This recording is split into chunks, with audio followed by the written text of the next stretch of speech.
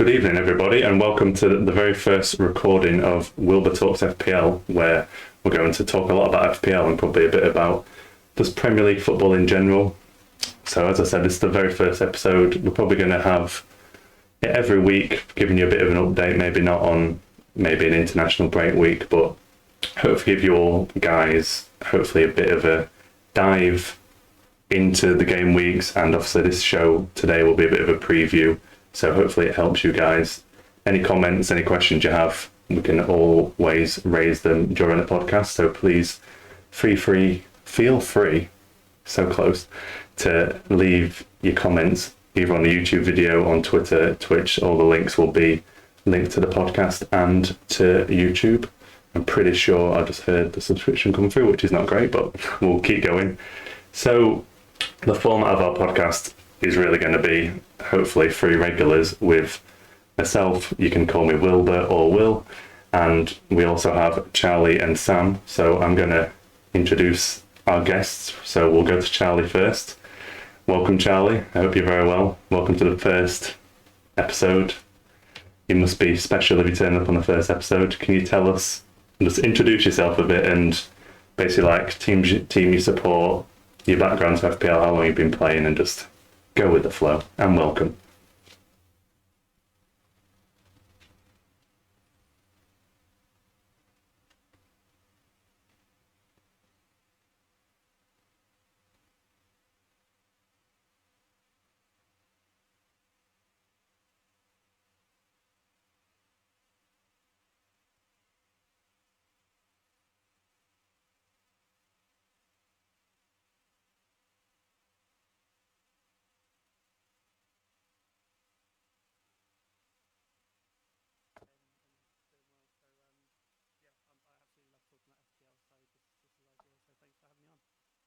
No problem. I've just realised an amateur error at the start of the podcast that I didn't even turn the audio on to the Twitch stream. So it's recording it for the podcast, but I don't think the Twitch chat could hear you guys talking. But we fixed that straight away, so we're on top of that one. That's definitely right, because Pete's laughing at me. But same question to you then, Sam, if you'd like to introduce yourself. Just a bit of background like Charlie. Yeah, no worries. Thanks for having me on, Will. My name's Sam. A few of you might recognise I used to do some streaming, but firmly in Camp Wilbur these days. Yeah, I've been playing FPL for 7 or 8 years, with each year sort of increasing enthusiasm towards the game, which has sort of peaked this year. So great to be involved. I'm a Liverpool fan, as you can tell by my thick Scouse accent. It's been one hell of a ride over the last 10 years. Being a Liverpool fan, but no, it's good times at the moment. I'm confident ahead of this year. We'll see what happens, but it's going to be a great season. Looking forward to getting stuck into it. Looking forward to getting stuck into FPL, and hopefully we can bring some insight towards everyone who wants to get involved with the podcast. That sounds good to me. I agree with that statement. It should be an interesting league in general, and obviously reflects to FPL at the same time. So I feel I have to complete the set. So as I mentioned, I'm Will, support Man United. I'm sure people might hate me for that, but same for every team really, isn't it? Probably very similar to Charlie. I've probably quite a while been playing FPL. I'd probably say about 10 years, because I remember making like a team in school and stuff, but then I didn't really pay that much attention, and it's kind of a work league that kind of got me into the potentially winning some money, so made it a bit more interesting for me. So that gives you a bit on me as well. And I'm sure you'll all get to know us as we're talking various, or rambling, as Sam was saying at the start, throughout all the podcasts. So I think Sam linked me quite well into the first section of the podcast, where we're going to talk about the new season, probably talk about a few signings and stuff that have gone on, and teams that kind of interest us going forward. So Sam's hinted to it first, so we'll go to Charlie. What are you excited about the new season? It's probably going to link into our next question about top 4 and bottom 3 as well. But just give us your general feelings about the season, certain teams you're excited to watch from any signings they've made. Yeah, I mean, from a sort of personal Arsenal perspective, I'm not as much, I guess, and I think a lot of Arsenal fans will understand that feeling. But that's kind of standard going into any season, really. Just kind of not expecting too much, and then you can't really be disappointed. But I think the league as a whole, yeah, absolutely. I've especially the fact that there's going to be fans back and everything. It's going to feel like back to normal, which is really good. And as much as I enjoyed the Euros, I still just don't find international football the same as club football. I just enjoy that feeling of every week being able to watch your team play, even if they don't do very well, which happens quite a lot for me. But I mean, in terms of sort of teams I'm looking forward to, I think I the whole of last season really enjoyed watching Leeds in particular. Just the way they play, really energetic, really. It just makes it a good game to watch, no matter who they're playing, and it's always one to tune into. So yeah, I mean, I watch quite a lot of the games anyway, but Leeds in particular, I always look out for who they're playing. And I think also Villa as well. And particularly, we might come on to a bit about sort of transfers and things that have gone on, but I think they've had a really good transfer window this window, and just in general, I think they've just made some really sort of canny signings. I think they are quite progressive for a team that that you would have expected to be quite low down the table. But I quite enjoy how they've got their team and what they're doing and how they're building it. So yeah, I'm overall pretty looking forward to the season, regardless of the fact that on a personal level it might not be as good. I think that links in. I did a Premier League prediction earlier in the week, and I actually put Villa above Arsenal on the table. I'm not sure what you think about that, but no comment. Yeah, I think I agree with you there. Villa was one of the teams that I had down. I quite like what they've done with the signings. I feel like they were on the fence if Grealish was going to go or not, but they were prepared either way.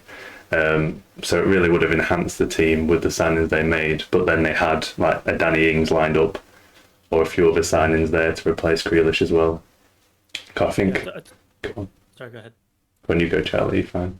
I was just going to say, I don't know if you saw that. I think it was their owner or something at board level who put out a video, which was really good, just talking about the fact that they were selling Jack Grealish, and he just kind of explained that, you know, the amount of money that I think they said that they put in when he signed his contract last year, they put in a release clause for him saying that if, you know, a club comes in with 100 mil, then that's fine, you can go. And they've just gone about it the complete right way. I mean, yeah, this won't be the first of my digs at Tottenham, but everything that's happened with Kane is the complete opposite. And I think that they should be looking at Grealish as the perfect example, who seemingly has made the same move that Kane wants to make, moving to Man City. But Villa seem to have, just handled that perfectly in terms of getting the fans on board. I think that amount of money going for Grealish, it's you kind of got to take that, and they've planned ahead with the signings that they've made to replace him, not with just one player, which is what the owner was saying, not just one player, but with different players that pick up the different elements that Grealish provided them, which I think as a team makes them stronger. Yeah, I saw the comment that I think Grealish is probably worth 100 million to Villa. I'm not sure he's worth 100 million to a lot of other teams because he's kind of that talisman player. But you actually stole my point there, Charlie. I was going to mention the owner because it was so refreshing to see that. I can't imagine a Glazer ever doing that, which is just obviously how out of touch our owners are, which it was good to see because you don't often see it, do you? It was just kind of getting within the club a bit, and it just makes the fans more engaged and keeps them on side, really, doesn't it? Yeah. I think just people understanding the decision-making process, it just always helps, even if you're losing a player that you love and that was raised through the club. Yeah, I saw quite a lot of backlash, like people giving Grealish grief, and I'm like, you've got to give him some kind of, you understand why he's making the move, because if Villa gets to that point like a few years down the line, he's probably past his prime, so it might be the right time for him to move. And he has given everything for Villa while he's been there, hasn't he? So they can't really complain about that. So if we pass it over to Sam, we kind of went off on one there. You're looking forward to the new season, Sam? What are your expectations for Liverpool and any particular teams you're looking forward to outside of that? Yeah, I'm absolutely buzzing for the new season, mate, to be fair. COVID seems to be sort of crawling back into the hole slowly from where it came from in the UK in particular. But now football's properly back now, it looks like. And it'd be good to see the stadiums packed full of fans. Football's nothing without the fans, so it's going to be good to get them back in. I genuinely think this is probably one of the most anticipated Premier Leagues for a good 5-6 years. And there's lots of teams fighting for different things. I think there's 4 teams that can win the league. There's probably another 5 or 6 teams that could really scrap it out for those top 6 places. And then there's probably 5 or 6 teams that really could go down for the first time in a long time. I think in previous years we've had like brackets where you think maybe there's 3 nailed on certainties to go down, or it's really been between 2 for the title, and then the other 2 for the top 4 are really set. But I think this year there's quite a lot up for grabs. So, which should also mean the domestic cups are quite good as well, and Europe. I just can't wait for the whole thing. It's going to be great. Like just as Charlie touched on, the Euros obviously was. I personally think England overachieved at the Euros, which is a great success. In hindsight, looking back when they get into the final was great, and it was a good warm up for the season. But for me, there's nothing quite like the Premier League and club football, and yeah, bring it on. Looking forward to it. But no, in terms of clubs, we're looking forward to watching. I mean, Charlie might as well have literally hijacked my notepad because literally everything he said is pretty much what I've written down for Villa. Yeah, just as you touched on there with Leeds, I think this season is really going to be the start of the acid test for Leeds. I think they're way too good to go down. I'm not even contemplating talking about them in that light. But it's just, are they really as good as we think they are, or we thought they were last season, or are we looking at sort of Wolves 2.0, where they have a cracking year and then sort of settle in that sort of 10th down to 14th bracket? So that's going to be really interesting to see. And yeah, I expect Leicester to go pretty strongly again this season as well. I think they always tend to miss out on that mention for the top 4 and are not really talked about in the same bracket as like Arsenal and Spurs are at the moment, where they're pushing on towards that or trying to get back into the top 4. And Leicester always seem to start well. They always seem to be consistent. And based on the last 2 seasons, they always seem to struggle on the last day of the season. But, I'm really looking forward to seeing what Brendan Rodgers can do there. So, yeah, football's going to be wicked this year. I can't wait. Yeah, definitely. Yeah, that thing about Leicester, they just seem to do so well for like 3/4 of the season, and the last 2 seasons they've just bottled top 4, haven't they? Which they just need that little push. And so, what do you think about your team's chances, Liverpool? Then, what are we saying? Well, I know pre-season is only pre-season and just tends to sort of be getting minutes in the legs. But I think we've looked pretty good over pre-season. I'm a little bit disappointed by the lack of signings, but I'm quietly confident. I don't think it's quite as confident as I was going into last year. Last year, I was dead certain we were going to retain the title. Then obviously we had an unbelievable start, 7 from 7, and then a couple of big key injuries cost us a lot. The other teams around us this year have strengthened a lot. I can't see anyone breaking into the top 4 that wasn't there last season. But I actually think we're going to finish second this year. I think we've just got a good squad, not anywhere near the size and strength in depth that City have got. But I fancy us in the one-off games against the other teams around us, and I think that's where this season really could come down quite clutch. Like your games against United and Chelsea. I just fancy us to be able to get over the line in those games. Really big fan of Canate as a signing. And yeah, looking forward to it. Should be a good season. Yeah, I feel like those big games are quite crucial, but where United have fell down in the past is this can't like beat Sheffield United, which just destroys their hopes from the start. It's like you're not going to be Premier League champions if you can't beat those other teams as well. The other team that I had to watch a bit, I don't know what you guys think of Brentford, but from everything I've seen them in the Championship, it wouldn't surprise me. I'm not expecting them to do a full Leeds, but I'm quite excited to see them play in the Premier League. I feel it's long overdue them actually getting up. The kind of football they play I quite like to watch as well, and I think we'll probably discuss maybe a certain striker from their team when we get later on. But do you guys think Brentford could do decent? I think they'll do best out of the Premier League promoted team, should I say. I agree with that last comment you made about them doing the best out of the 3 coming up. I'm hesitant to go further than that, just because I feel like they're being so overhyped now, and everyone is making that comment about them being, really nice in the eye and everything, which is fine. And there are teams that have come up and done that, but then there are teams that have come up and failed at trying to do that. And sometimes a more pragmatic approach can help them stay in the league. So yeah, I definitely think I guess we'll come to our league predictions later, but I definitely fancy them to stay up. But I'm a little hesitant as to exactly how well they'll do over the course of the whole season. I think it's going to be interesting as to whether or not they've really got a squad to go 38 games in the intensity of the Premier League. That Brentford would be smart, in my opinion, to sort of disregard the domestic cups and just solely focus on getting going in the league, getting a good start. I think a good start this year is going to be so critical. Just don't ever let yourself get cut adrift, otherwise you're going to be in all kinds of pain. And like you say, Wilbur, there's going to be a certain striker mentioned, no doubt, later in the pod, who's really, they're putting a lot of weight on one player doing the business. But I think where the Leeds model from last year, where you highlighted sort of 5 or 6 potentially outstanding players in their team, which you felt gave you the confidence that they were going to kick on throughout the course of the season, we're only really looking at like 1 or 2 in Brentford, which is probably more than Norwich or Watford have got, which is ultimately why we probably think they're going to do better. But I personally can't see Brentford getting into the top half of the table like Leeds or Wolves did when they first came up.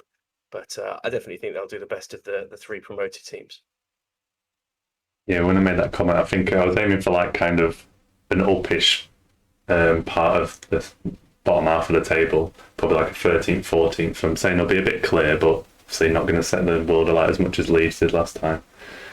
So I'm thinking about a certain United. So kind of like I'm slightly confident with some of the United signings. Well, obviously Sancho and Varane fill positions we kind of needed, but we've still not filled the one position that was clearly the gaping hole in our team. So unless we sign the CDM, I wouldn't be confident it's even really challenging for the title. We could easily finish second again like we did last season, but that I wouldn't be surprised if all 3 of us put a certain team first in the predictions for the top 4.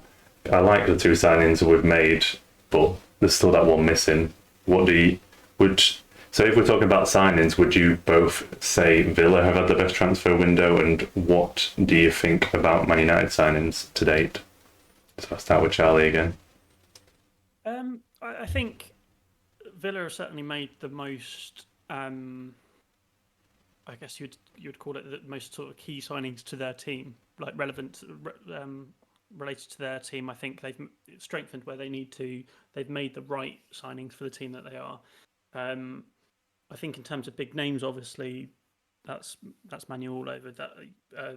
Varane still coming in, and then like you say, I think the way you fall down is the lack of CDM, and that's why I think even your comment that you could finish second easily is a bit far fetched, to be honest, because I think, and you're a bit outnumbered here, and both me and Sam agree that Solskjaer is just completely out of his depth and won't win a trophy at Man U.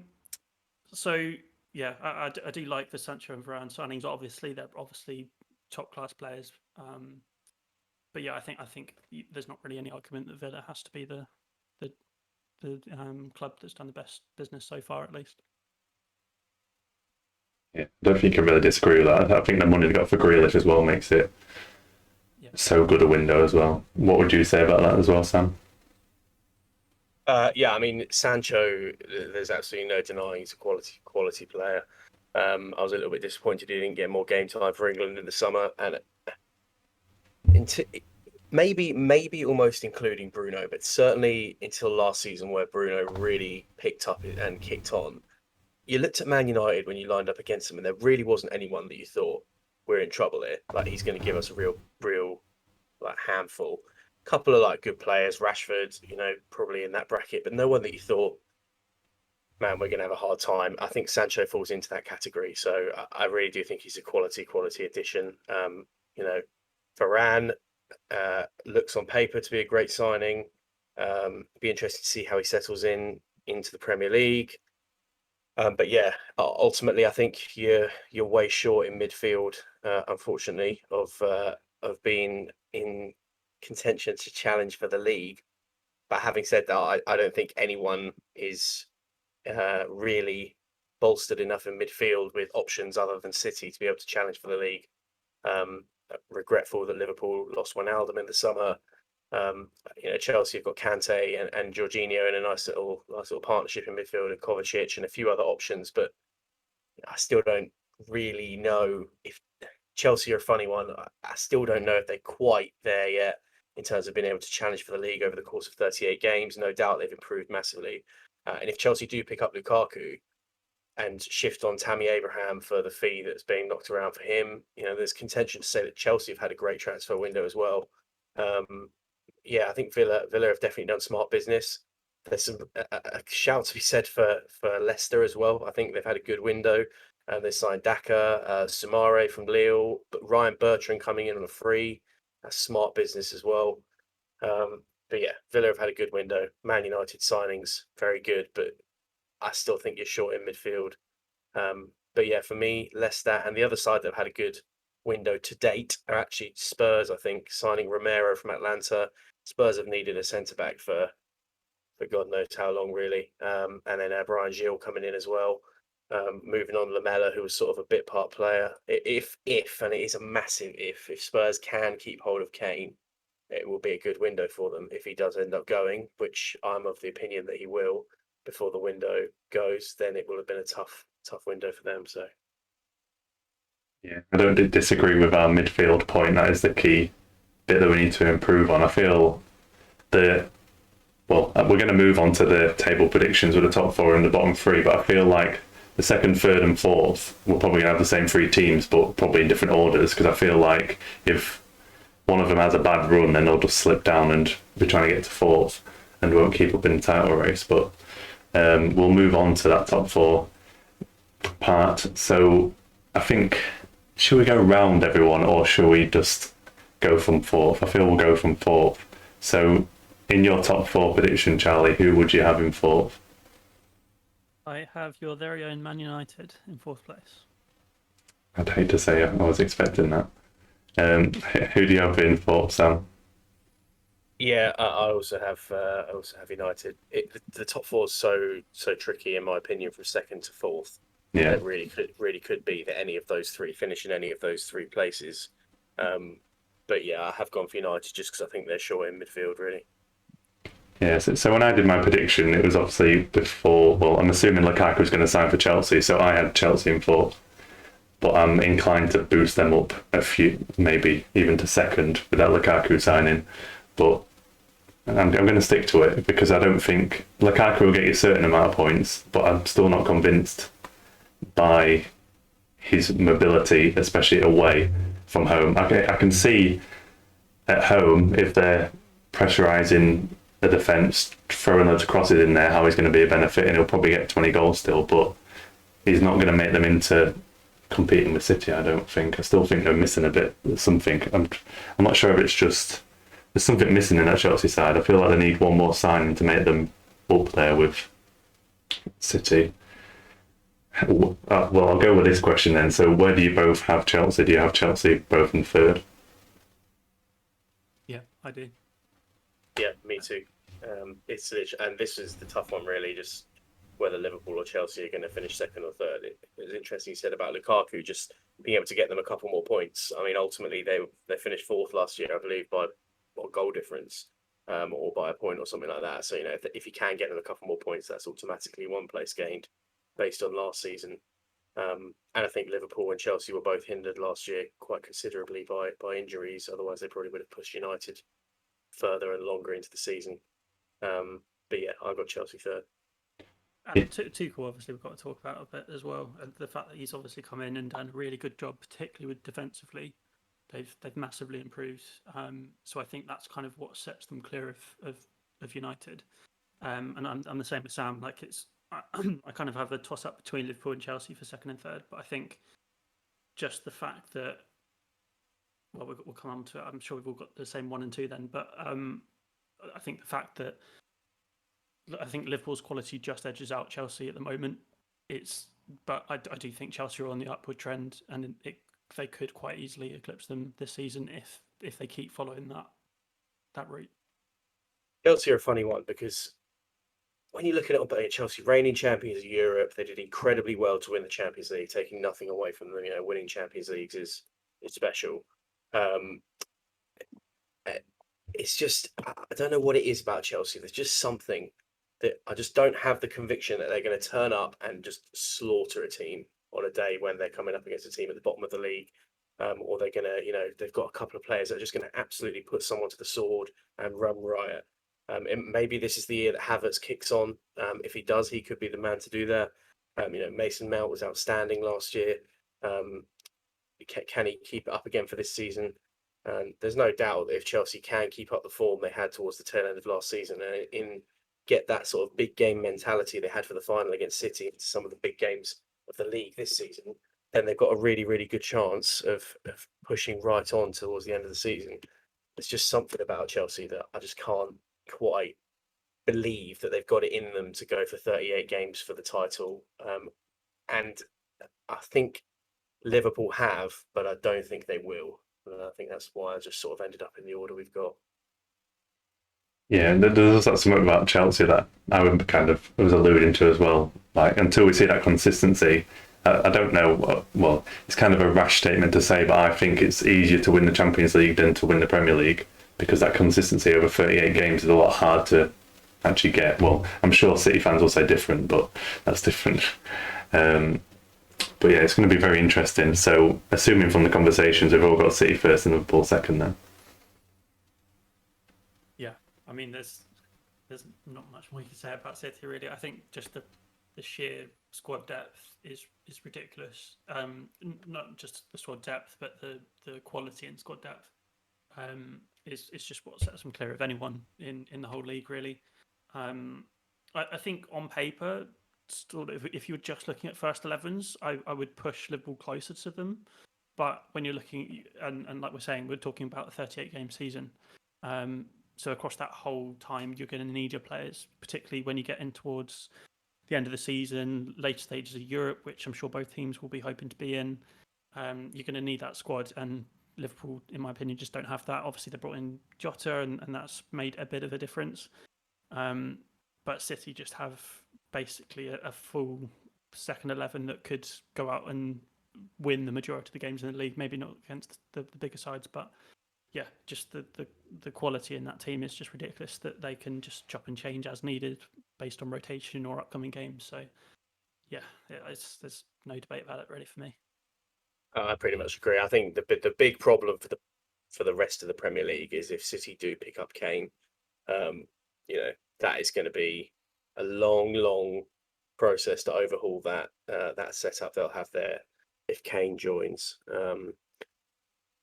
City, you've just got to admire it. You've got to pay respect to when some teams are doing things that others just aren't, and City are just an animal. They're in another league at the moment. They just have this ability. Last year I think they got something along the lines of 7 points from their first 5 games or something like that. But at the same time, you just know City are going to go on this run of like 15 wins at some point during the season. It happens at some point, whether it's at the start, whether it's on the run-in, whether it's over that Christmas period. They're gonna string together an outrageous number of points over a relatively short period of time. So if anyone's going to win the league this year, they've got to beat City. Yeah, I think especially if they sign Kane, it's like game over, isn't it? It's like, do you even bother turning up for some of the games when you're competing for the title? I can imagine in FPL as well, everyone would be straight on that, because that's literally the missing link from City, isn't it, really? Because Aguero's gone, and then Jesus I think he wants to leave because he's not really getting the game time. So that's just, if you say there's any flaw in the City team, you'd say that ruthless finisher, because they create so many chances. If they had that finisher as well, it'd just be extra scary. And with everything Kane's added to his game as well, about sort of the assists and dropping back a little bit, that sounds perfect for a Man City team that's all about the intricate passing and tiki-taka and stuff. That it sounds like a great fit as well, as the fact that he basically can just finish from anywhere. So yeah, it's all, if they do sign him, it's verging into a bit of a Bundesliga Bayern situation of just they're basically buying the best players from the other teams. They're buying Kane from Tottenham, Grealish from Villa.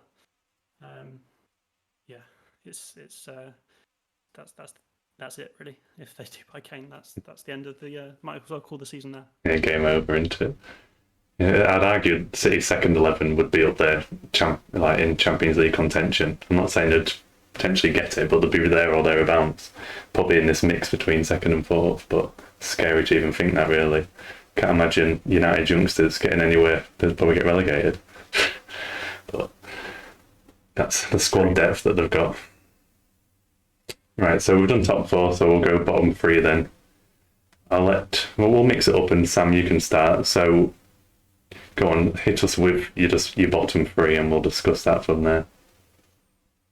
Okay, cool. So I think two of the three sides that came up are actually going to go straight back down. I think Norwich are probably the most depleted in quality out of the three that came up.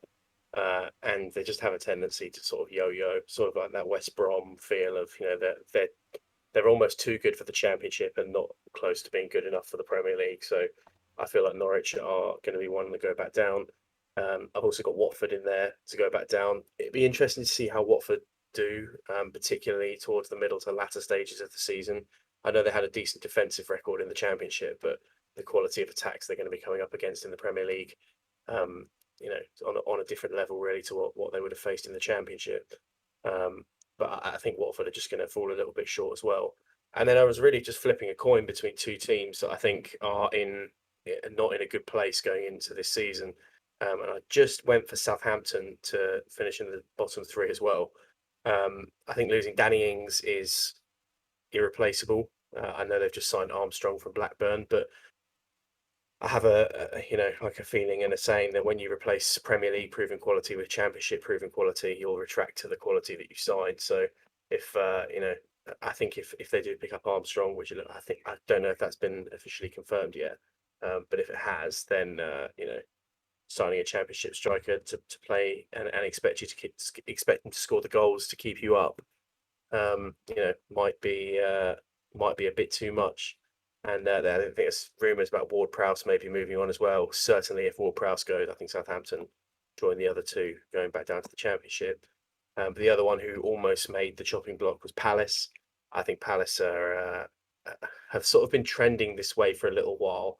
They have the stability of Roy Hodgson, and I'm not saying Roy Hodgson's an outstanding manager, but he's one of those managers that's unlikely to take you down. And the pressure on Vieira to go in there and keep them up with a depleted squad.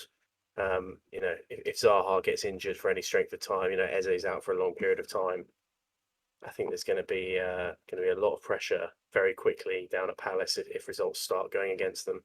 So I have gone for Norwich, Watford, and Southampton, but special mention to Palace. I think you're pretty bang on the same as mine, to be fair. So I had just flipped the coin the other way. So I had Norwich, Watford, and Palace. Similar reason to what you have, especially on the Palace. I feel Hodgson has just literally kept them above the line the last few seasons. Just somehow they always looked. I think there's been a few seasons where they've been like down and out, and then they've just magically recovered with a bit of Zaha magic or to scrape a few results at home. So I feel with that new manager, it's just going to be their time. So I would be taking just Palace instead of Southampton compared to yours. I had Norwich. I think Norwich just going to be dead bottom again. Obviously, they've got Pookie, which is he's going to get a few goals. I quite like Cantwell as well, but outside of that, I don't see a lot of star quality in their team. Watford, I like Sarr. I think they'll probably get a few more points than Norwich, but not a huge deal enough to survive. How do ours compare to your bottom three then, Charlie? Well, I'll make this a full house, and I was thinking about the same four teams, but I did go down the Sam route, so I've got Southampton in the bottom three. I did make this prediction pretty quickly after the Danny Ings news came out, and yeah, like Sam said, although Armstrong provides something, it's not going to be anywhere near the level of a proven striker like Danny Ings, who just seemed to be so consistent when he's not injured. And even with the players that they've got, they've last season have had struggled at various points. They've gone on bad runs, and they've obviously had the certain results that people don't like to mention because commentators always do it, where they get absolutely smashed. And any team that has that in their locker, I think there's always going to be something to watch out for them to fall down. And he's the manager as well. I'm hesitant for a team that is in that position to play in that way. Whilst it's really great for us as viewers to see them play like that and try to be very on the front foot and aggressive, I just don't think they've got the players to do it really. And I think it'll be their downfall. So I did just edge Southampton into the bottom three with Watford and Norwich, who exactly same points as you guys. I don't see them having the quality to stay up. And again, Palace, I was toying with going with them over Southampton. I think just because of the unknown and a new manager coming in, then maybe they can just edge that little bit. And I just really rate Zaha as well as an individual player. So I think unless Southampton signs someone Premier League quality drastically, I can't see them getting out of the bottom three. Yeah, I think that the new manager kind of edged it towards me because I don't trust Vieira at all as a manager. He's not really got that experience, so that's what edged it for me. But I'd agree with what Sam said as well. If Southampton lose James Ward-Prowse, then I'd be swapping it straight away because I think he's just the heartbeat of their team and a lot of things go through him. So if they lost him and Ings, then it's just kind of, they're in big trouble there, aren't they? But I think it's going to be a good scrap down there. It's going to be, well, I was going to say it's going to be similar to the second to fourth race, but there's only really 3 teams, but I can see there probably being 6 or 7 teams that could arguably end up going down. But hopefully, I think last season it was settled quite early, wasn't it? Well, at least 2 of the spots were. So hopefully it's a bit more. I like a bit of final day drama, especially down at the bottom. But we'll have to come back and see if we got these predictions right or not. So when United finish second, I'll be coming back to you guys just to rub it in a bit. We'll get finish first, that's fine. If Arsenal finish in the top half, that'll be fine. But that's waiting a while for the year when Arsenal finish first and United finish second. I tell you that. Get a time machine, just go back to when that was the case. Yeah, I can say, in fairness, at least I've got a realistic chance of finishing second. I don't think Arsenal have got a realistic chance of being even in the top 4, but... Right, so I think that's enough just general Premier League chat. We better actually talk about some FPL, since we're meant to be an FPL podcast. So I think the point we'll start on is, basically when I was building my draft, and I did a video on this also, I had certain players that were just going to be there no matter what draft I did. So if I mention those 3 players, and then you guys can expand to say if you see any must-haves and if you agree with my 3. So when I'm first drafting, Trent, Salah and Bruno, they've not left my team once, and that's kind of how I built around. Would you agree with that, Charlie? Is there someone else you would have in that pot as must-have? Or would you disagree with any of those 3 that I've just mentioned? It's an interesting one because I think the phrase must-have can get a bit overblown sometimes, because I think you can try and apply some sort of value to some of the picks in terms of, I think... So in terms of the ones that I've got, I've certainly Salah and Trent. I think Bruno, there's potential to go without, but in any draft that I've tried without him, I just can't seem to find a good enough use for the extra funds. Say if you downgrade into Greenwood, for example, or someone like that, I don't like my team enough to go without. So I've got those 3 players in my team, but if I'm talking true must-haves, I'm only thinking of Trent and Salah. I think Bruno, it might be influenced by the fact that back end of last season, obviously he didn't have a great second half. I took him out of my team towards the end of last season as well, and I felt like I was able to use those funds well. I think by that point in the season, when players, especially the good ones, are going to be quite expensive because they will have risen in price at the end of the season, I felt like you could use that money quite well. So I would be open to the idea of not having Bruno this season, but at the moment I can't find a way of actually using those funds in an effective manner. So I've kept them in. But I think Trent and Salah for me at least are the ones that if anyone goes without, I would be interested to see why, because I can't see a reason.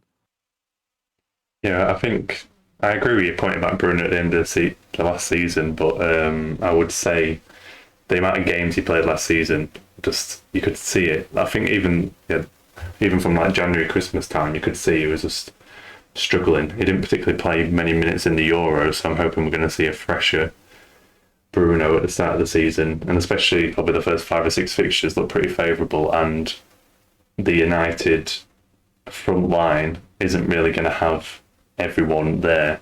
For example, a Rashford, probably Sancho won't play much, so he's going to be the main source of the goals and assists, I would hope. And obviously we've seen it in FPL before. Well, that's what I'm thinking. Well, you'd also maybe say as well, as an extra point to that exhaustion, the fact that you have overly relied on him for a long time, basically since he came in. So even in the games where, you know, everyone's starting, because everything went through him, it just means that it's either him or nothing. And yeah, maybe the fact that, you know, Pogba started to come back into the team and now signing Sancho as well, it just allows a little bit of the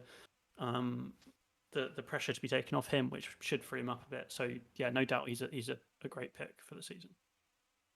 Yeah, you mentioned Greenwood as well. I think if you go in with someone outside of Bruno's United at the start of the season, you have to go for Greenwood, because I know Sam mentioned previously about Cavani possibly having him in there, but he's not had any preseason minutes to date. Sancho only started training yesterday. Martial's just come back from injury. He's only played 45 minutes, and Rashford is out for quite a while, for about 2 months. So if he was looking for someone at the start of the season, it had to be Greenwood out of those attacking options, really. And obviously you're saving quite a bit of money, as you hinted to there, Charlie, as well. So, Sam, would you say, what would your comment be around those three? Would you say they're essential to have for the start of the season? I think that Salah is absolutely essential. Penalties, goals, points, guaranteed, 100%. Be interested to see the impact that Sancho's arrival has on Bruno, whether it just sort of alleviate the pressure and maybe take some of those points off him. But obviously, Bruno, well known for his penalties, you know, it takes a lot of the dead ball situations for United in general. I think Bruno, for now, is a must-have because of his immediate impact, and if things don't kick on as well as they could do, having a 12 million asset allows for a lot more flexibility within the squad and within your team to be able to make adjustments further down the line. Trent is again an interesting one. I don't know if Liverpool are going to keep too many clean sheets, but obviously the attacking threat that he's got is outstanding and the highest in the league. So yeah, I think for game week 1 they're all shoo-ins. I'm not quite so sure this season as to whether all three of them are sort of set and forget like they might have been in previous years. I think Salah is. I can't see, barring injury, any situation where Salah would leave my team this year. That's, you know, trying to be said without the bias of being a Liverpool fan, but his numbers are off the chart in FPL every year. So yeah, I think to start with, they're all must-haves. But you know, I don't think they're quite as much set and forget as they might have been in previous years. Yeah, I'm not. You can say yours is a biased opinion, but I'd agree with you there that Salah is, like, if I was to take Salah or Bruno, I'd be edging towards Bruno more than Salah. I think Salah is definitely he's had probably about 5 years now where he's just guaranteed FPL points, isn't he? So I'd definitely be going on that. I think Bruno last season's probably the only one who got anywhere close to his points tally that you've seen over the previous years. So that's why I'm still on Team Bruno for now. I'm not saying they're going to stay in there the whole season, but for the start of the season, like you said.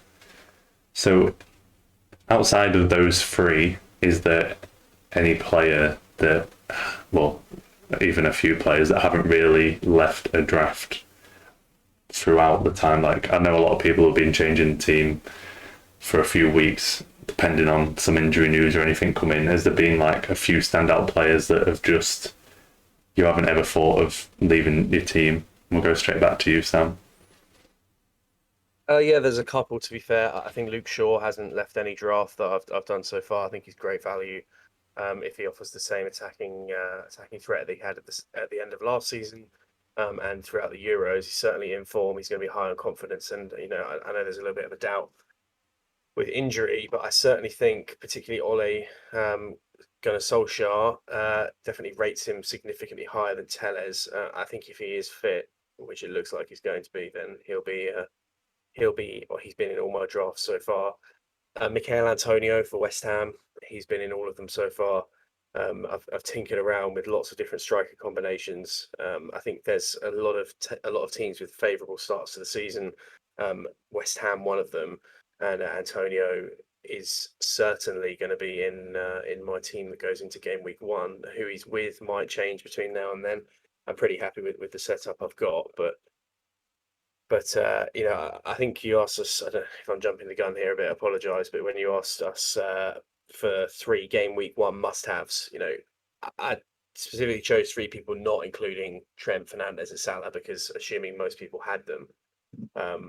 But yeah, Shaw and Antonio both made that list, and the other one from the Arsenal camp in the midfield is Mr. Smith Rowe, who I think could be the most undervalued player in FPL this season, actually. At 5.5, just been given a new long-term Arsenal deal, been given the number 10 shirt. I can imagine a lot of play is going to be going through Smith Rowe. Sorry, if Arsenal do choose to adopt whatever formation they play, again looking like he's going to be playing in that central cam spot, with some quality around him. So yeah, those are the 3 other players that I had to mention. Yeah, I'm sure Charlie will enjoy that Smith Rowe pick. I would say he's definitely a good pick, assuming they don't sign another attacking midfielder. But I don't know any progress on that. I know they had Ødegaard on loan in the last season. But yeah, I agree with him for that price. I'm not sure.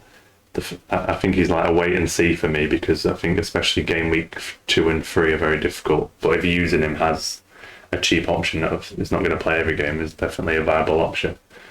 Yeah, I agree. I think because he's 5.5, you have the flexibility of strengthening in other areas to be able to use him in a functioning rotating bench, that you can then have him out maybe for game week 2 and 3, and then bring him back in for what looks like a great run of fixtures for Arsenal from game week 4. I was also going to say, go on, Charlie. I was just as long as there have been talks about potentially Maddison and Ødegaard. But yeah, if neither of those come in, then I can't see. Even though he's moved from a defender to midfielder, I think maybe you could talk about Dallas as a potential rivaling him in terms of points, just because of the positions he takes up. Because as much as I love Smith Rowe, I don't feel like he's ever going to be a goal-scoring midfielder. He's going to be the one to link up the play and potentially get in some assists. So I'm still a little bit nervous about the kind of end product he'll produce. But yeah, we're talking about 5.5 midfielder here, so there's only so much you can ask for. And up until maybe 2 days ago, he was in. He didn't leave my draft, but I've changed my setup a little bit, and he had to make way. I'll let you carry on then, Charlie. So the same question to you. I think we'll link it into that question that we had that Sam mentioned about your 3 kind of players that you want in there for game week 1, and that have kind of not changed a lot in your draft. So same as Sam, I've got Michail Antonio. He has not gone anywhere. I think he might even have been the first name I put in. If he's not injured, I don't see any reason why you would go without him. I think he is just so consistent when he does play, and you can be reasonably sure. I think particularly now that, whilst obviously the fact that Lingard's left does take away some of the creativity, I think it does free up that sort of talisman thing about Antonio, that if West Ham are going to score, you'd expect it to be through him. I know Ben Rama's had a quite good pre-season, so there's been some talk online about Ben Rama as well. But I think overall, if there's going to be a goal for West Ham, you'd expect Antonio to be involved. So I've had him the whole time. I did have Watkins up until the point that Danny Ings signed, and then I quickly made way. Watkins left and Ings came in, just because I want that central striker for Villa. I think, like we've talked about, they've made some good signings. I think they've made the kind of signings that's going to suit whoever starts up front for them. And those first 3 fixtures are going to be great. and I really rate Danny Ings. The worry is, and we've spoken about this offline, about the fact that effectively I've got two players there with very dodgy hamstrings. So I'm a bit nervous about the kind of transfers I might have to make down the line. But I feel like it's too good an opportunity to turn down when you've got those kind of players for the price they're at, 8 and 7.5 for Antonio. It just feels like the perfect sort of ticking, not necessarily a striker that's going to get you loads of goals, although Antonio has done that in some seasons. But the kind that's going to be consistent, and that's kind of what I look for a player of that price, is to kind of tick along nicely with some kind of contribution most weeks. Yeah, if you get him on his streak of fitness, Antonio, it's kind of like FPL gold a bit, because he's very streaky and he'll get you a few. I remember a few seasons back where he'd scored 4 goals in one game, right near the end of the season, and that helped people out quite a lot. I think, agreeing with you two, Antonio, I don't think it's left my draft once. I think with a lot of people I had Watkins in there, but since they got Danny Ings, a lot of people have gone away from that one. Who else have I had? So I don't think a certain Brentford striker, Tony, has left my draft once. So those two strikers haven't really changed. So I said I've changed Watkins, and I mentioned about the goalkeeper combos, having a cheap goalkeeper combo. It has changed once, because originally I was going to go with a double Brighton in goal, but now I've gone to a double Watford, I think, just to save some cost at the back. So since I think Brighton signed another goalkeeper, didn't they? That's the only time I changed my goalkeeper. But since then, it's not really changed. I'm looking at the defence, and I'm like, my defence, none of these players have stayed since my first draft, except for Trent. So I have been mixing it around a bit. I had a fact about Shaw that Sam mentioned about Shaw having him basically in his team, that he was the most owned fantasy player as of this week, which was quite surprising to me. 53.5% ownership going into tonight, which is crazy percent. I understand, because it's the value, isn't it, that he's given, and you've seen. I think there's a bit of the Euro hype as well. I think there from English fans as well, because he did really well there. Yeah, for sure. I think when you've got players at that high ownership levels, there's almost a bracket with ownership where if you can get players at a low ownership level and you've really got that differential value, that's great.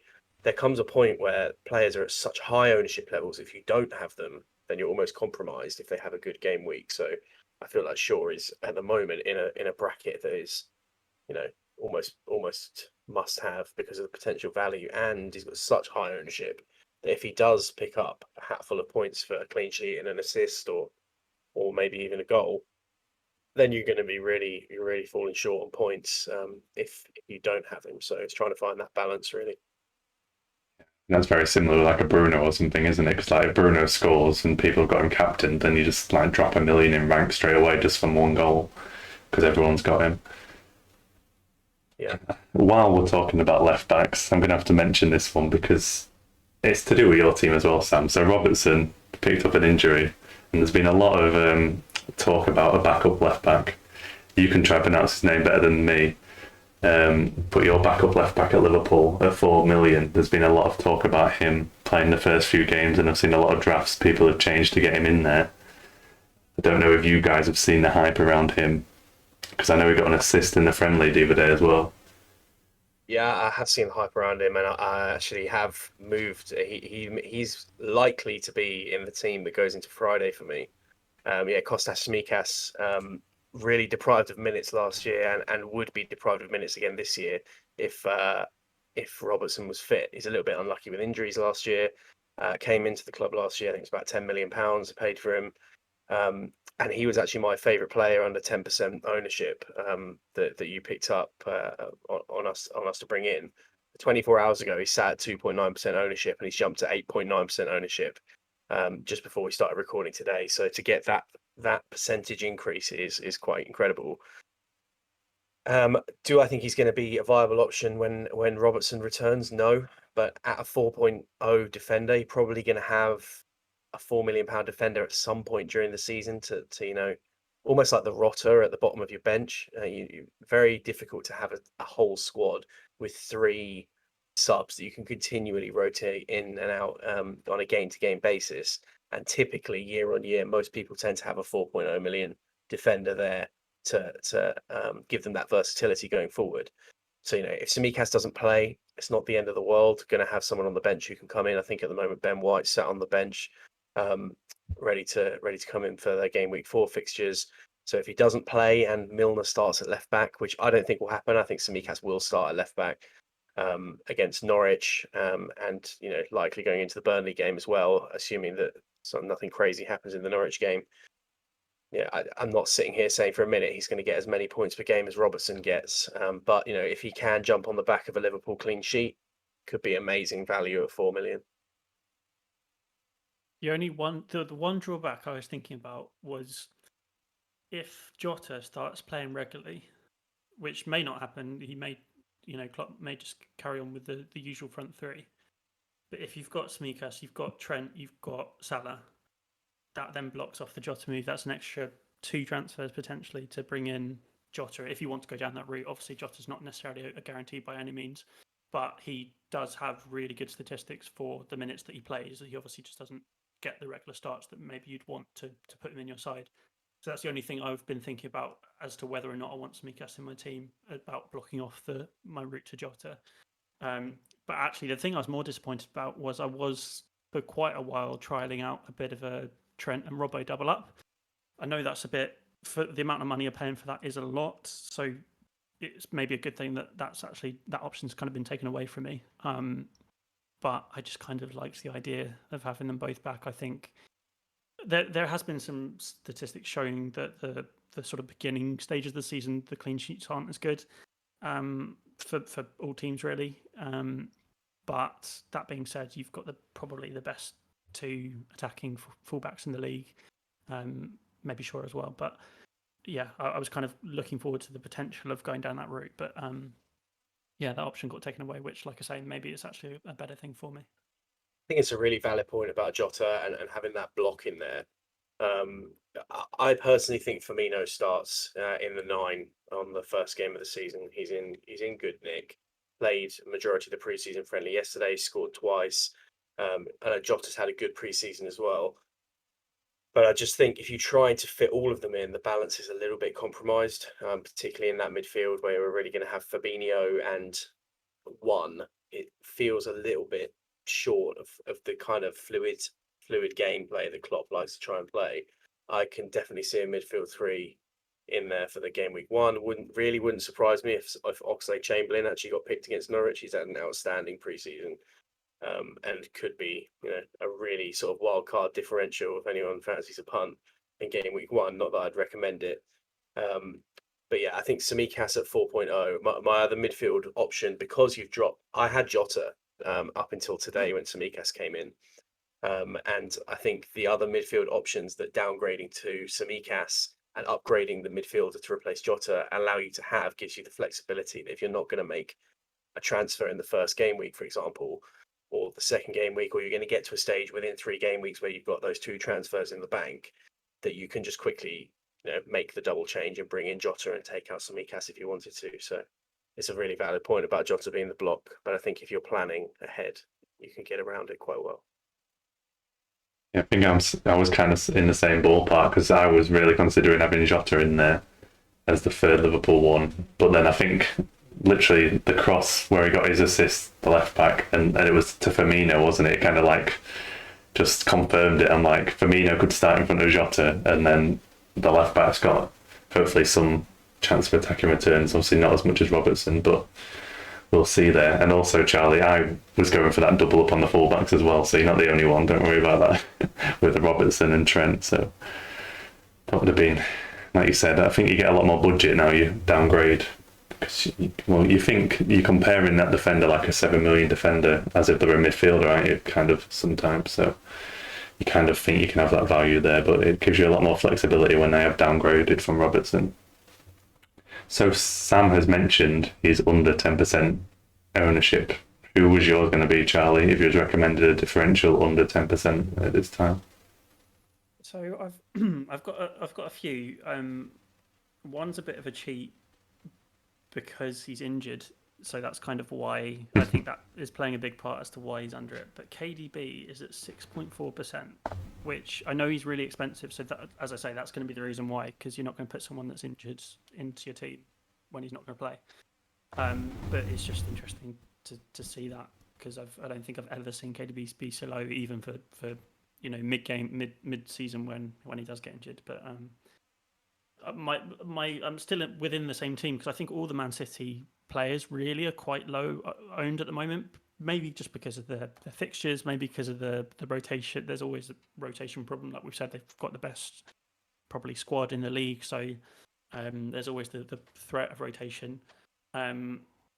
So in terms of someone that's actually going to start, I would go with Cancelo. He's 7.9% owned at the moment. I think he is their probably first choice, either right or left back, depending on wherever Pep wants to play him.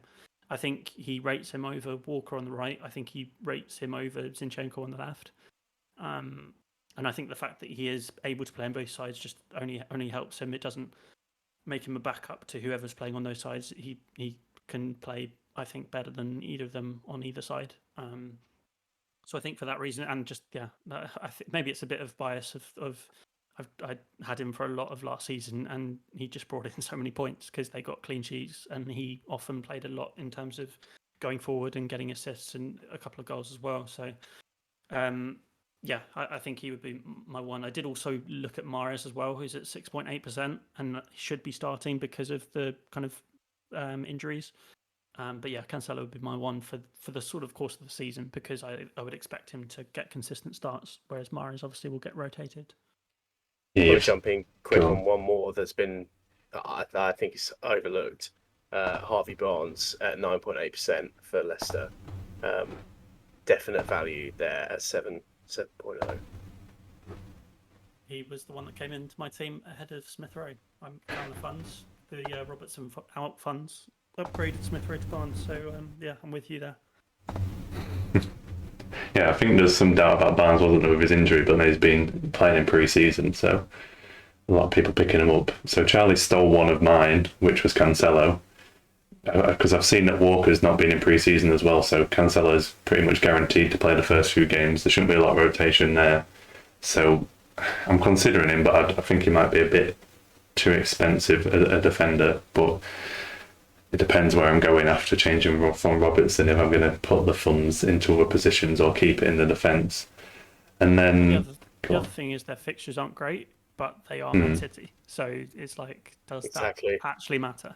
They are the best team in the league. They're going to win the league. We expect them to, maybe even have a run at an unbeaten season or something close to.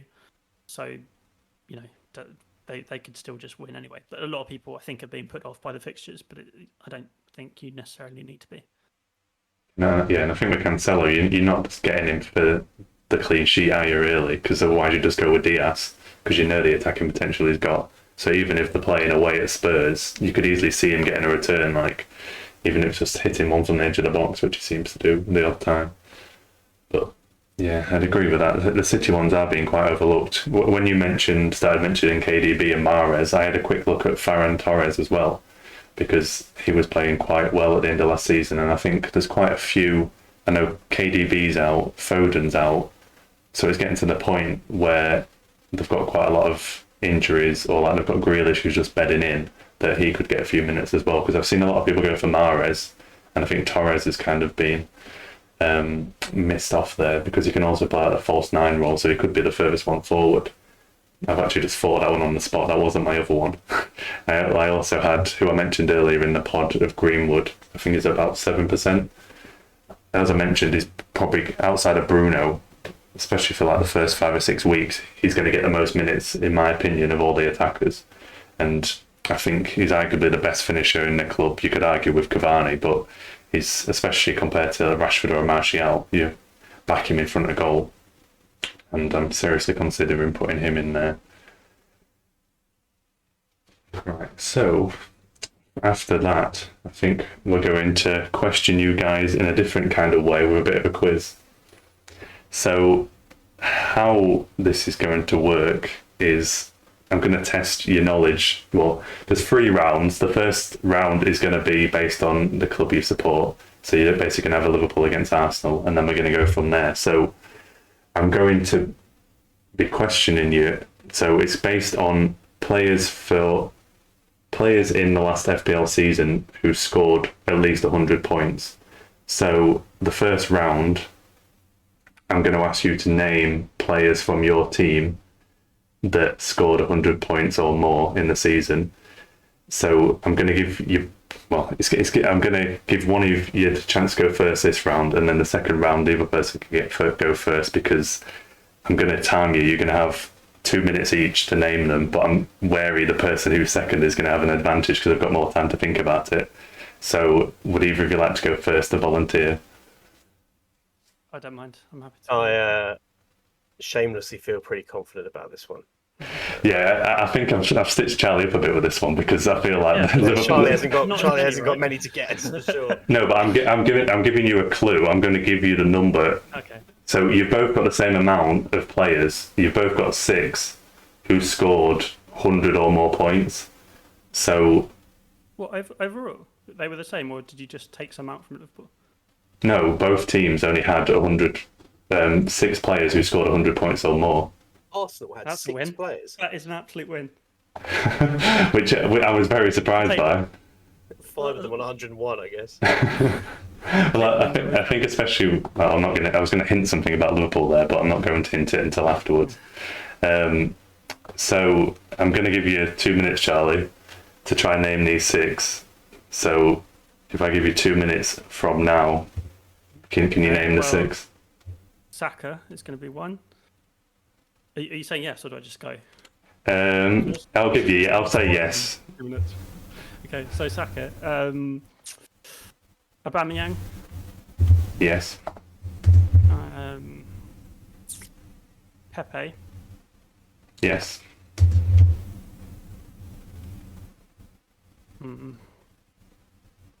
Did he have enough game time? I'm going to go with Tierney. That's incorrect. Okay, let's think attacking. Lacazette. Yep. Okay.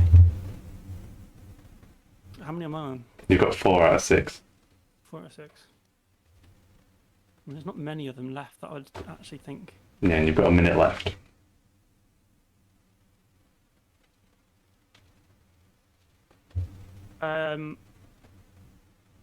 Well, quite a few people had him, so I would assume Leno. Correct. He was the highest scoring joint with Aubameyang. Okay, that says a lot, I think.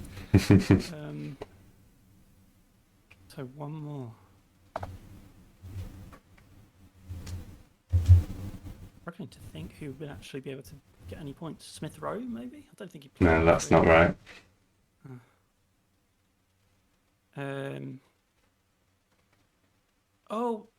Rob Holding. Yeah, that's correct. 6 out of 6. Nice. You got there.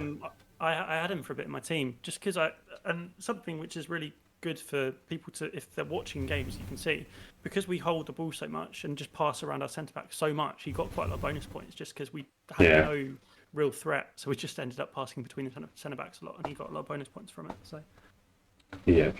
So just to run through those points there. So Leno and Aubameyang were top with 131. Lacazette 129. Pepe and Saka both had 114, and then Holding had 105. not bad. I know. Yeah. So I think I'm going to change it up for round 2, but I'm going to let Sam do his bit for round 1. So you ready, Sam? I'll give you a countdown. Well, I'll give you 5 seconds to be ready. So I'm going to start your timer in 2 seconds.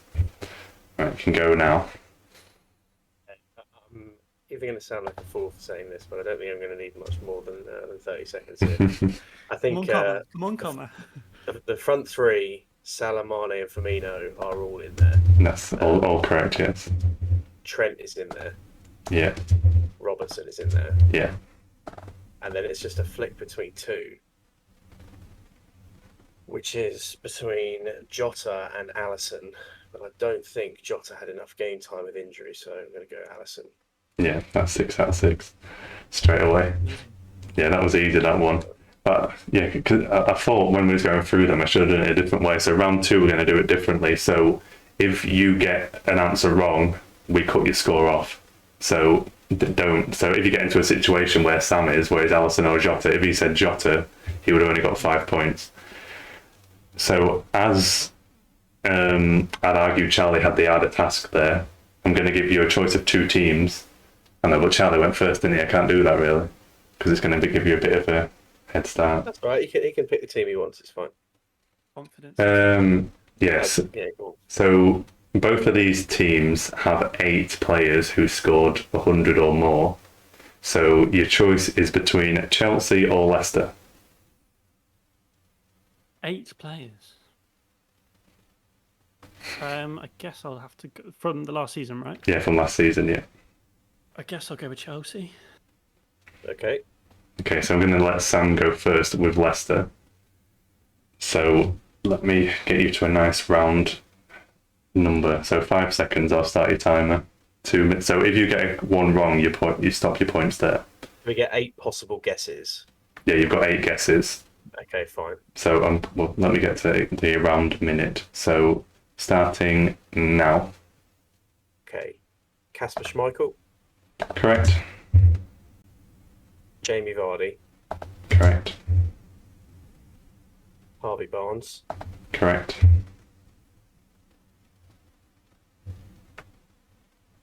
Maddison, Correct.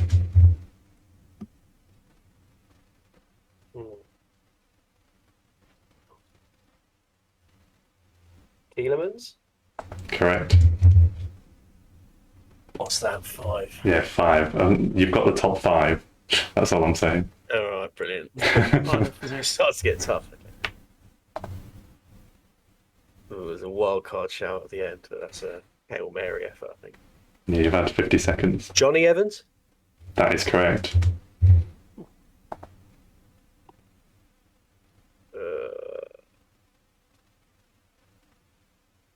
Okay, I'm going to go for the wild card shout now. I'm going to go for the right back who had a cracking start to the season but dropped off, but had an insane number of points at the start of the season. Justin. Yeah, 101 points. Yeah, lowest one down. And now I'm in trouble. You've got 40 seconds. Okay. I don't think it's a midfielder.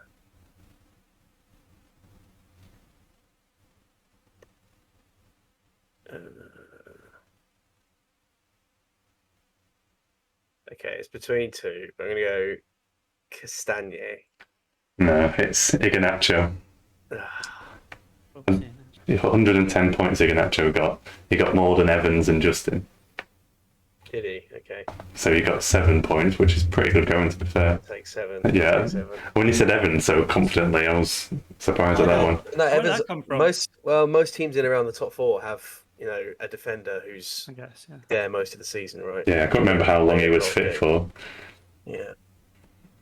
Right. So let me get a nice round time for you. So in 10 seconds, we'll start your timer. Charlie for Chelsea. Right. So go. So, wing backs were always good. So let's start with Benjamin Chilwell. Yes. And let's go to the other side. So Reece James. Yep.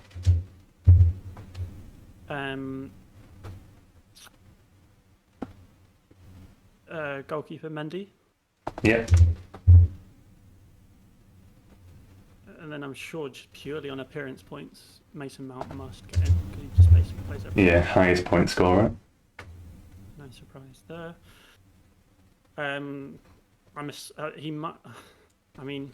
He got a bad rap, but he must have reached 100 points. Timo Werner.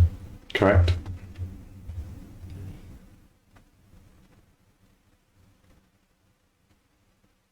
I guess same logic as Mount. If we're talking players that played every game, or most of, I'm going to go with Aspilicueta. Correct. So you've got 6 out of 8, and you've had a minute. What did Sam get? 7?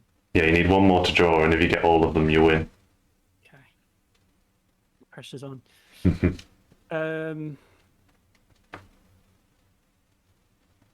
I am going to go with someone that I absolutely don't have any resentment towards at all, and that's sarcastic Jorginho. That's correct, and you've got 30 seconds for the last one. The last one is the lowest scoring. Oh no.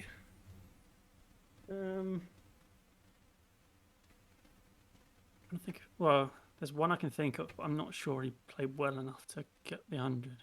Okay, you've got 10 seconds, so we may as well have a guess at that. Say a name. Havertz. No, that's incorrect. The last one was Zuma. Zuma. Oh god, I would never have got that. Yeah, I'm not, I was going to say Rudiger. I thought Rudiger would be up there. Yeah, he got a lot of goals at the start of the season, didn't he, Zuma, if you can remember? He scored a lot of headers. He got 108 points.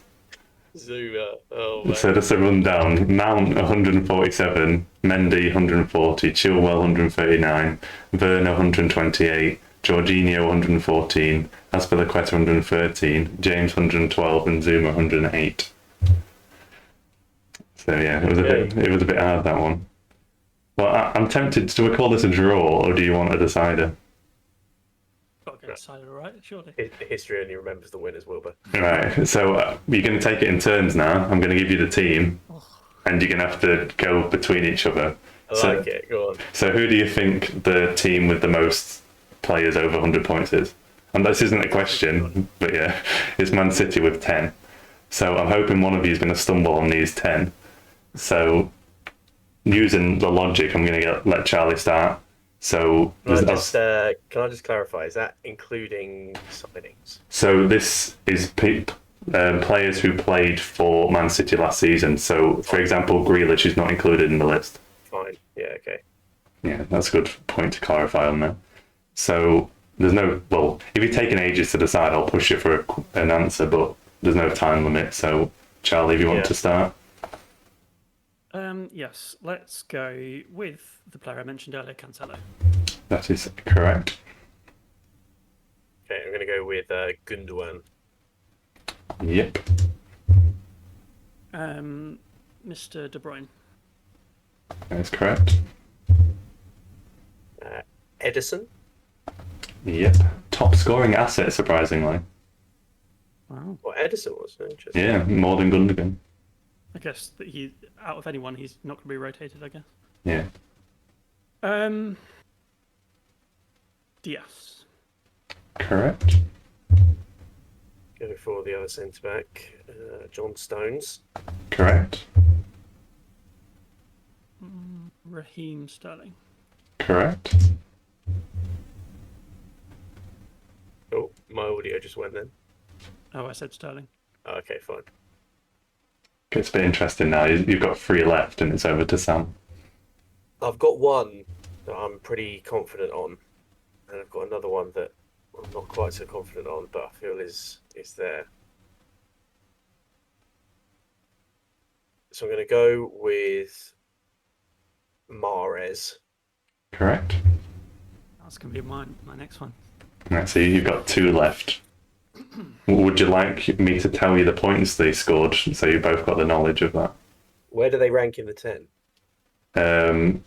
8 and 10. Okay. So John Stones was number 9. 8 and 10. I am gonna couple names swimming about. I'm gonna go with the second coming of Gaza and Phil Foden. He was number 8, yes. Oh. So you put it over to Sam, who's got to get number 10. Well, the other player was the other player that wasn't really. Well, the player that hasn't been said is the one I wasn't really sure on, but can't think of. I don't think Kyle Walker played enough to get up there. I don't think Ferran Torres played enough, although he's probably quite close. Okay, let's just go for it. Gabby Jesus. That's also correct. Ah. We're doing draws for days here. So right. Jesus 115 points was the lowest. Then you've got, I won't go through all the points. So you got Jesus, Stones, Foden, Cancelo, KDB, Diaz, Mahrez, Sterling, Gundogan, and Edison, the highest scoring. Nice. Yeah, he did well there. He's both here, to be fair. I feel like throwing you like a curveball one here just to like separate you. I definitely wouldn't have got Jesus. I don't think I would have said him. I would have gone probably Walker or something. I didn't think Walker had enough games. I don't think he played enough games in the league. He played a lot of cup games, a lot of Champions League games, but there's some way out on that one. But I don't think I think he missed a large portion of the season just through being out of favour, and then when he got back into favour, had an injury. Yeah. So. Yeah, we're probably extending the length of the podcast, but how do you guys think? The other teams I've got are all odd numbers, so. Do it like closest to, like, then there has to be a winner. So like, guess the number of points maybe. Okay. Yeah. Okay. So pick. Yeah. I like that. Yeah. Pick a player, will it? Basically. Ideally, like a half decent one, so we've got a chance. Well, in the lower 50s. Yeah. Well, I'm going to pick someone who's got over 100 points because that's what my listing has got. Oh, yeah. So I'm currently looking at Aston Villa, weighing up which one to pick out of Aston Villa. I want to be cruel, but then I don't want to be cruel. So, surprisingly quite high. I'm going to give you a bit of detail here. So we're going with Matt Target for Aston Villa, and he was the third highest scoring Villa player of the season. So I'm going to ask you both to give me a guess of your points, and whoever's closest will win. I'm sure Sam will know this as well. So I'm assuming he's going to be behind Martinez and Grealish, presumably. The player in second is incorrect. The second is Watkins. He had more points than Grealish. Oh, interesting. What's the decorum here? Who's going first? Up to you guys. I'm going to be straight up here, Charlie. I had a bit of a flutter before the pod and tried to guess what Wilbur might have. You hit this nail on the head. I'm walking. I can tell you now that I anticipated questions around the top 10 goalkeepers, defenders, midfielders, and forwards. Target's definitely in there, I think. Yeah, last year, and Target was in there. So. I mean, there's an option if you want to pick something else. Pick something else if you want, Wilbur, that's outside the top 10, because I know the answer. Okay, I'm definitely choosing. Well, I'm going awkward then because I'm making sure this defender is not in the top 10. I'm pretty sure. If you just didn't say any of that setup, yeah, you would have won. I would have guessed something different. You probably would have won. So fair play. Yeah, so Target got 100. Target was 138. That is correct. Yeah. Look at that prep as well. I know. Well, I did not anticipate having to name the Leicester players, so that's a bit of a curveball. Right, so there's no way you can be in the top 10, so Sam has forced me to go awkward here. So we're going to Burnley, and we're going to Ben Mee. It's already a bad start. So Ben Mee, there was.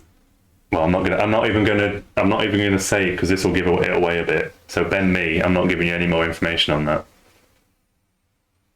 Okay, yeah, I don't know Ben Mee. There's a lot of defenders in Burnley's as well, to be fair. I'll go first because Sam volunteered some information there, so that's fair play. I am going to guess. They didn't have a great season, but generally speaking, their defenders do better than a lot of the rest of their team. It's gonna be a tough one. I reckon he would have scraped 100, been there or thereabouts. So I'm gonna go for 110. Okay. So at this point, it's literally to Sam, isn't it? Higher or lower, more like. That's an line. I was also thinking on the same lines if he would have scraped 100. I don't think he would have got as much as Target. Obviously, Target being a fullback and probably had a few more creative assists and whatnot than me. Got a lot of game time, me, wouldn't he? I'd assume. Will have got a lot of game time, yeah. And he doesn't. Burnley actually don't have a bad discipline record either. I was going to give you a stat, but it might change your view. I won't give you that stat. I'll give you it after. I think Burnley. I think Mee would have got less points than Tarkowski. I'm going to go less than 110. So by default, I'll guess 109. Price is right. Yeah, so Sam is right. He got 102. 102. Oh, Well, straight to 100, literally. we were both in the ballpark. Yeah, you were right. Sense back from that kind of region is going to be tough. Yeah, Tarkovsky got 109, so you was correct on that as well. I was going to lead with the fact that Nick Pope was the highest scoring player, trying to throw you off the scent, that because Pope got 144, which is quite a bit more than the other defenders. Yeah. But yeah. Excellent. There you go, a bit of a different game for you there. So we're going to keep score of that. That was high standard, to be fair. I know you did well. I'm going to pick some of the god awful teams. I had Brighton on here, but I'll save that one for no. I would have struggled with Brighton, I think. But obviously, I'm not going to use that kind of logic again with that game because you guys also sit out. You'll come back with a list of like Watford highest scoring in the Championship, Premier League, or something like Fantasy Premier League last season. Then you two. That was good. That's good. No worries. Right, so I think just as a closing part for the podcast, so I appreciate that took a bit more time than expected, that bit, but it was good fun at least. So just as a closing statement, guys, what would be your number one tip for the FPL season for everyone listening? Go on, Charlie, you can go first on this one. So I mean, there's lots. I think the one, and this is maybe even an example of what I'm talking about, but I think my overall one is just not to overthink or over invest yourself in it. And the reason I say that is I think I've been there and you can get so involved and so into everything. You start like looking at your team every minute of every day and and then you end up taking hits and transfers and all sorts of stuff. So I think my number one tip is just to kind of sit back, allow things to happen.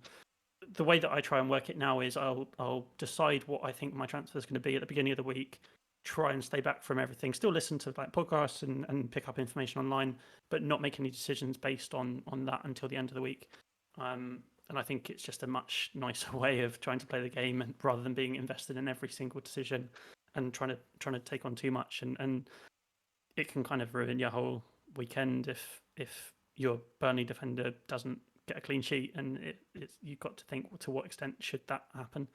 So I feel like just trying to take a bit of a step back and just play it for fun and not overthink too much. I think that's pretty good advice. Mine kind of ties in a little bit with about getting too involved with transfers and whatnot. I think a lot of people will say advice is avoid the early wild card, but I don't necessarily think the early wild card is a bad thing as long as you've planned to use it. I just think there's a lot of opportunity to plan your transfers out. I'm not saying you have to. Some people will go intense and have spreadsheets ready and rocking and rolling as to who they plan to bring in. But transfers can be grouped in game weeks that will enable you to make 8 or 9 transfers over 5 weeks that will save you your wild card for later in the season. And that wild card could be so valuable when it comes to double game weeks later down the line. So I think just maybe being or knowing what transfers or having a rough plan of what you want to do can definitely save you the pain of losing your wild card early on. And if you want to use your wild card early on and you've planned to, crack on. Good luck. But you don't necessarily have to jump the gun if you have a bad game week 1 and think, I've completely messed up here, because a lot of the research and effort you put in pre-season to look at the team you wanted to go for is more or less based off an FDR of six fixtures.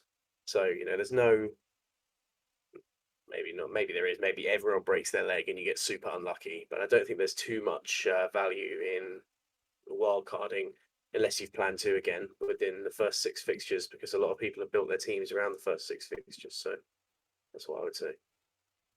I'm going to say my point was really around the wild card as well, because I think what I found last season is kind of my first wild card I used way too early when I could have really got away with not using it, and when I wild carded, my team was actually worse than it was before, so it was a bit of a waste.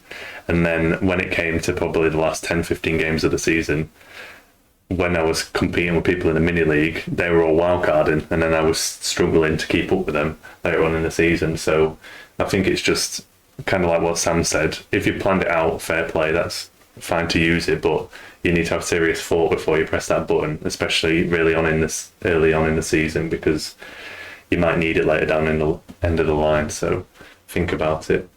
And I quite liked around what Charlie was saying as well.